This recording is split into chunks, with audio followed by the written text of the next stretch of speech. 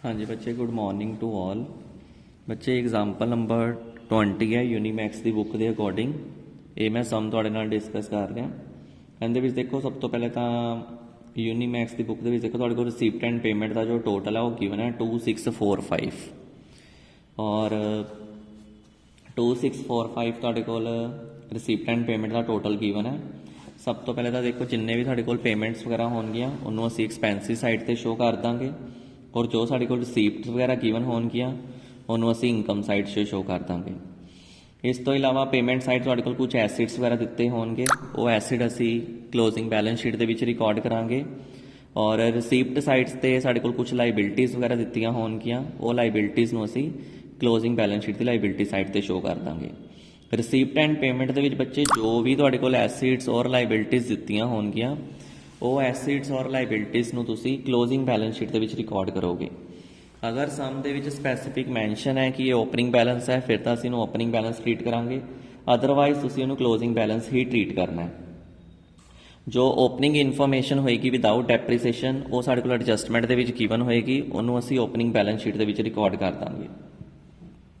Adjustment देखो बच्चे, at the beginning of the year the club possess books worth rupees 2000 and furniture worth rupees 850। ये साढ़े कोल beginning of the year given है, it means beginning मतलब opening balance sheet दे विच साढ़े कोल बुक्स की अमाउंट गिवन है 2000 और फर्नीचर की अमाउंट गिवन है 850। ये ओपनिंग एसिड्स गिवन है, ये जिहड़े ओपनिंग एसिड्स साढ़े कोल गिवन होणगे ये विदाउट डेप्रीसीएशन गिवन है। ओपनिंग बैलेंस शीट दे विच असीं विदाउट डेप्रीसीएशन ये शो करांगे।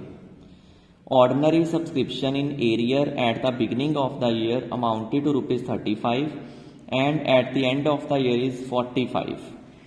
आउटस्टैंडिंग सब्सक्रिप्शन गिवन है साढ़े कोल, आउटस्टैंडिंग एट द एंड भी गिवन है और आउटस्टैंडिंग एट द बिगनिंग भी गिवन है।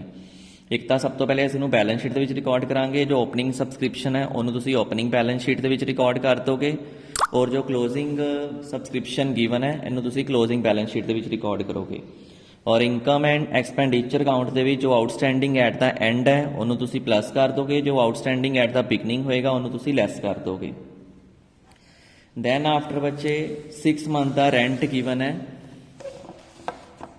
जो रेंट की अमाउंट गिवन है मेरे को वो है rupees 60 was due both at the beginning of the year and eight the end of the year. जो आउटस्टैंडिंग एट द एंड है उन्होंने प्लस कर दोगे, outstanding at the beginning minus और ये आउटस्टैंडिंग एक्सपेंसिस है इन्हों असीं बैलेंस शीट की लाइबिलिटी साइड से रिकॉर्ड करांगे।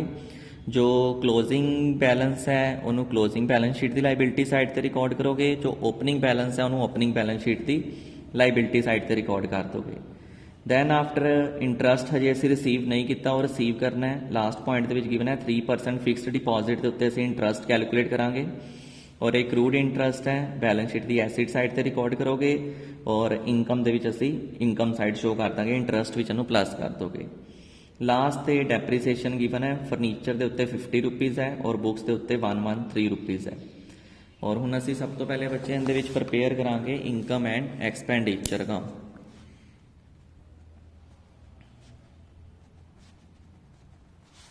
इनकम एंड एक्सपेंडिचर अकाउंट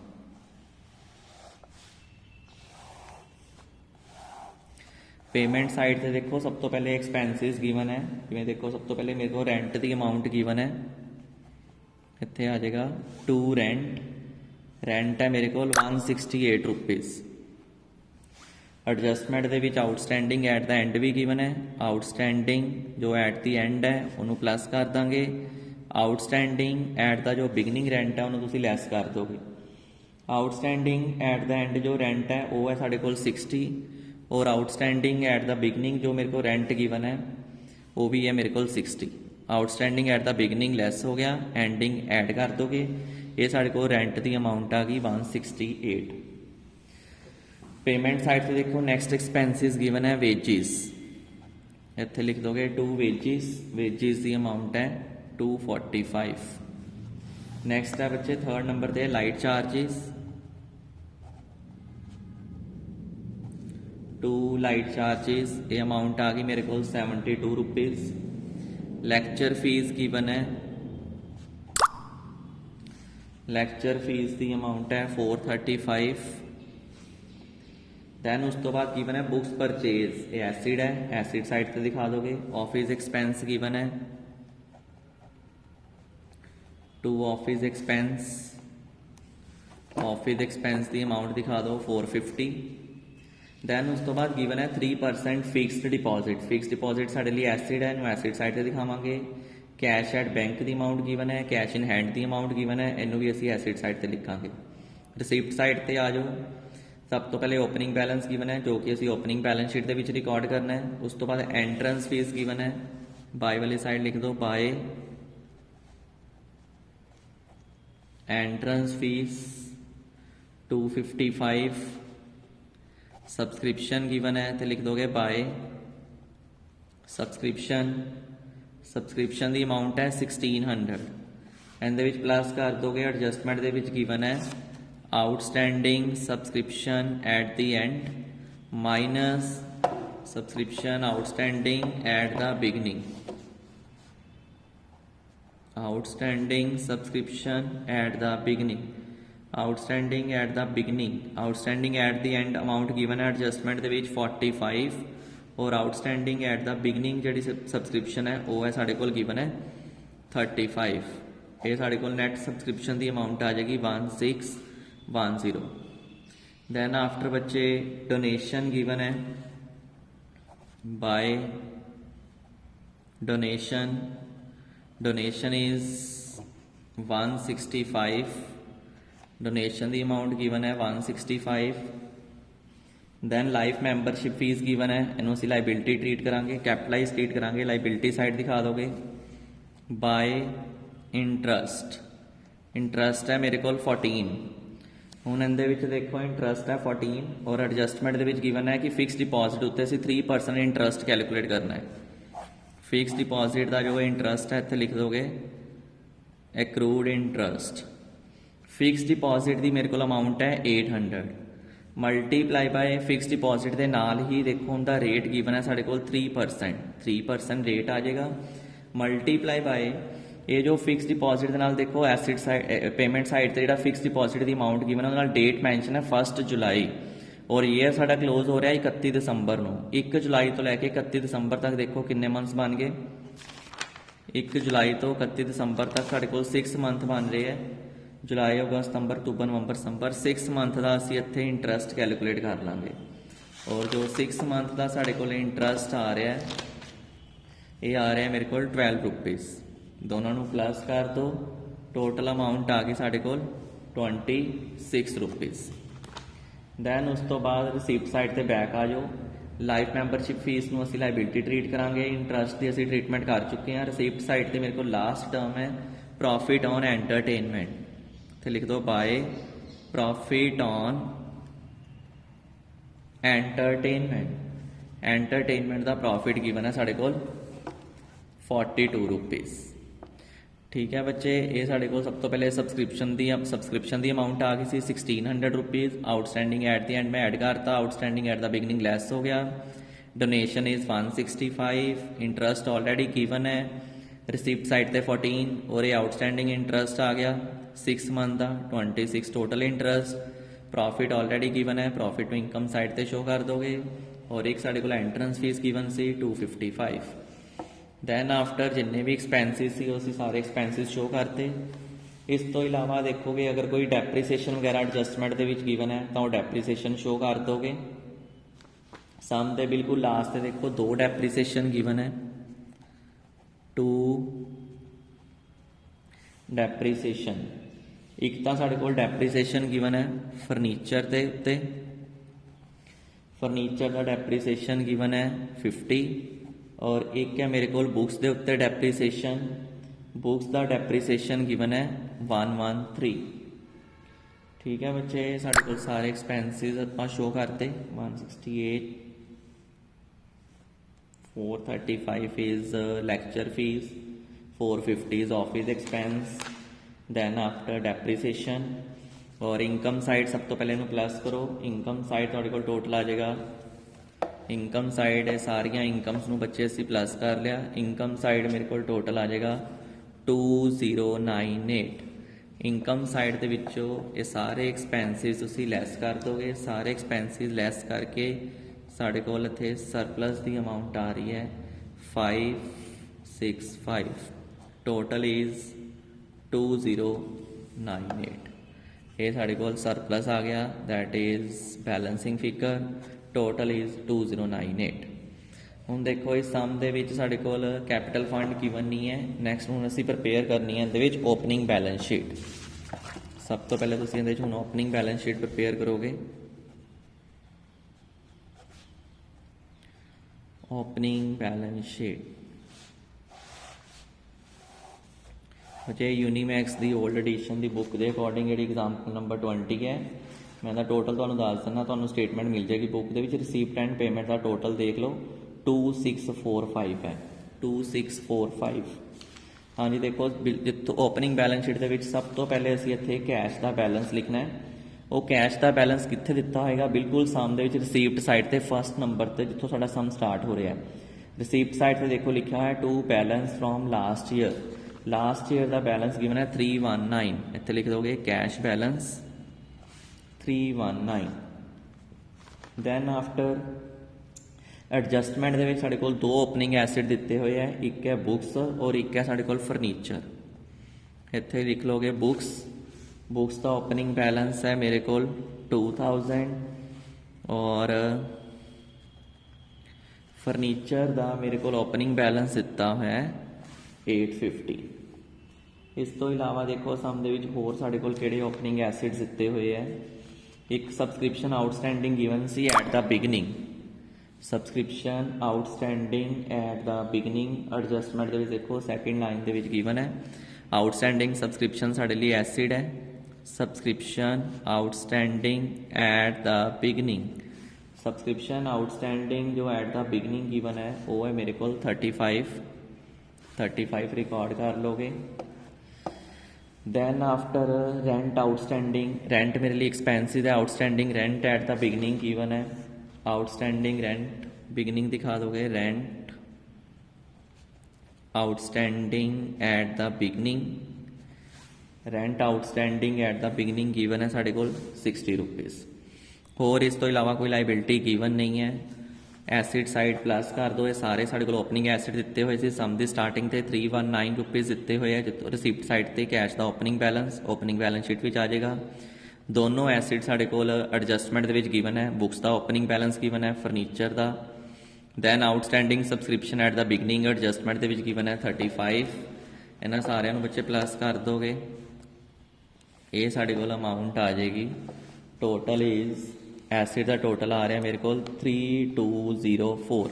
ਇਹਦੇ ਵਿੱਚੋਂ rent outstanding at the beginning minus ਕਰ ਦੋਗੇ। ਇਹ ਸਾਡੇ ਕੋਲ ਬੈਲੈਂਸਿੰਗ ਫਿਗਰ ਆ ਜਾਏਗੀ। Capital fund is 3144। Total amount is 3204। ਇਹ ਹੁਣ ਅਸੀਂ ਜਿਹੜੀ ਓਪਨਿੰਗ ਕੈਪੀਟਲ ਆਈ ਹੈ ਇਹਨੂੰ ਅਸੀਂ ਬੈਲੈਂਸ ਸ਼ੀਟ ਦੇ ਵਿੱਚ ਲੈ ਕੇ ਜਾਵਾਂਗੇ, ਕਲੋਜ਼ਿੰਗ ਬੈਲੈਂਸ ਸ਼ੀਟ ਦੇ ਵਿੱਚ।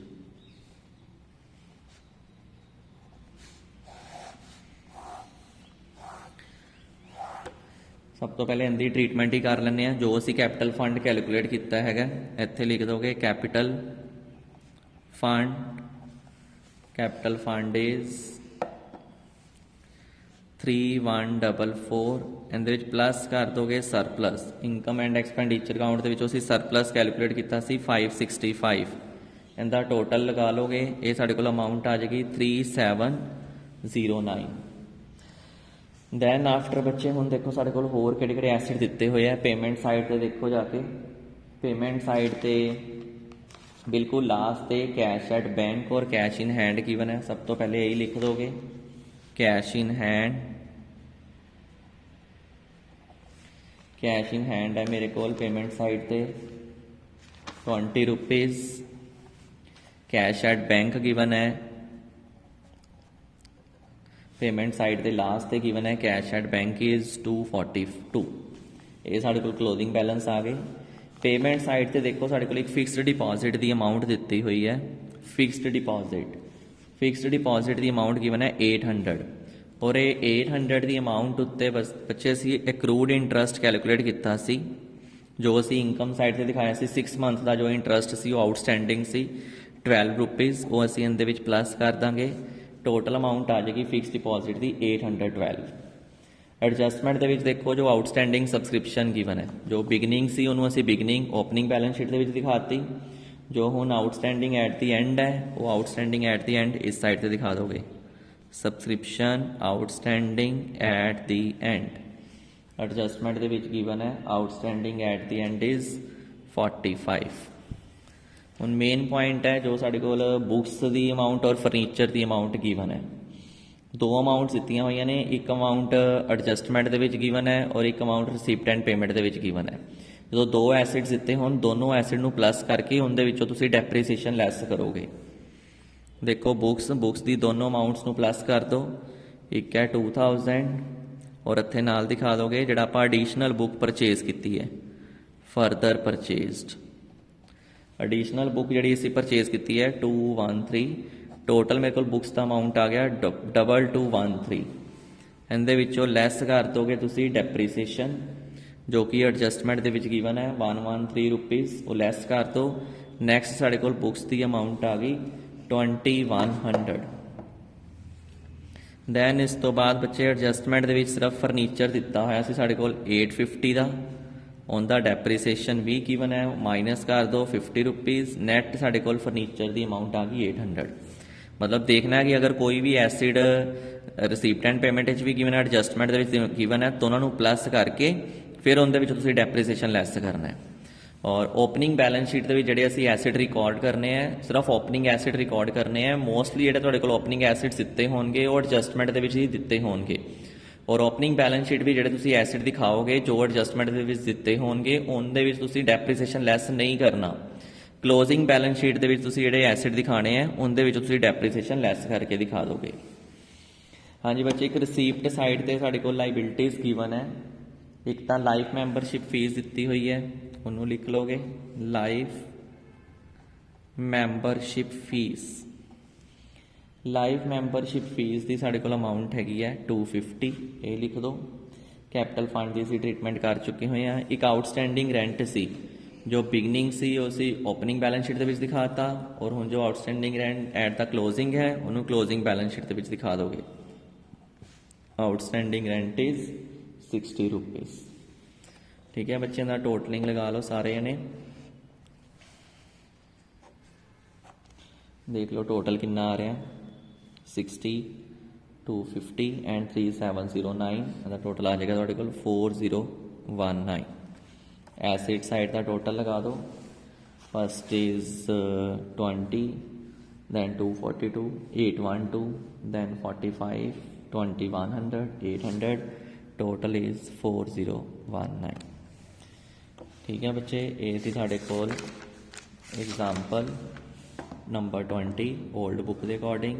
दे सब तो पहले असी कैलकुलेट किया सरप्लस 565, जिन्ने भी एक्सपेंसिस सी वो सारे एक्सपेंसिस असी डैबिट साइड से दिखाते, जो एंडिंग एक्सपेंसिस सी प्लस करते, बिगनिंग एक्सपेंसिस माइनस, जो एसिड का डेप्रीसीएशन सी वो असी शो करता। दैन बाय वाली साइड जिन्नियां भी इनकम सी वो असी इनकम सारियां असी इस साइड से दिखा देनी है।